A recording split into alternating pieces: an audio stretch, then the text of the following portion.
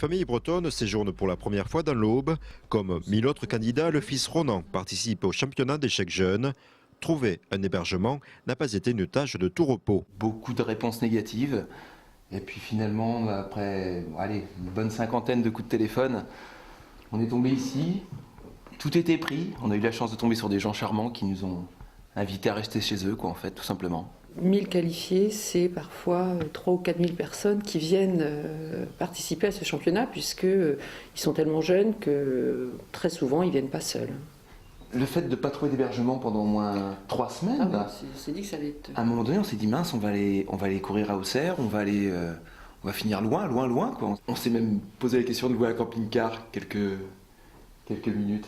Patrice, lui, a pris les devants. Il a réservé des chambres pour 6 enfants qualifiés dès le mois de janvier. Il y a une petite rumeur qui circulait comme quoi les logements allaient être un petit peu compliqués pour tout le monde. Et puis je pense que c'est pas réellement ce qui s'est passé. Tout le monde a été largement casé et facilement casé. Oui.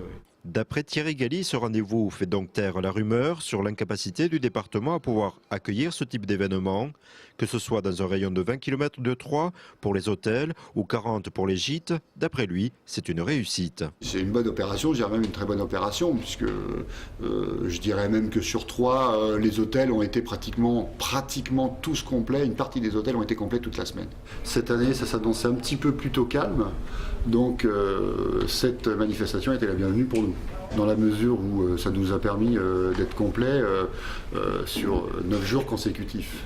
Le maire de Troyes peut avoir le sourire, même si elles n'ont pas été mesurées, les retombées économiques sont une évidence à court et long terme. Beaucoup de jeunes qui ne connaissaient pas la ville, qui la découvrent, les parents qui accompagnent découvrent aussi la ville. Pour nous, sont des ambassadeurs. Évidemment, économiquement, c'est un événement qui donne un peu de bouffée d'oxygène pour tout le monde.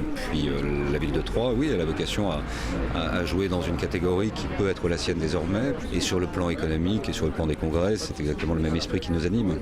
Thierry rencontre le maire de Troyes ce soir. Cette ambiance de séminaire sera évoquée.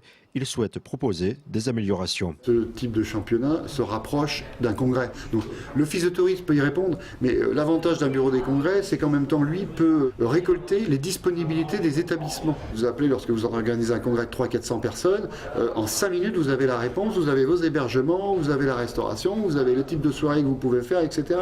Donc lors d'un séminaire, et c'est ce que veulent les gens aujourd'hui. D'après Thierry Galli, les hôteliers ne sont pas les seuls à profiter de cet événement. Magasins d'usine, boutiques, bars, patrimoine historique, les répercussions sont bien plus larges.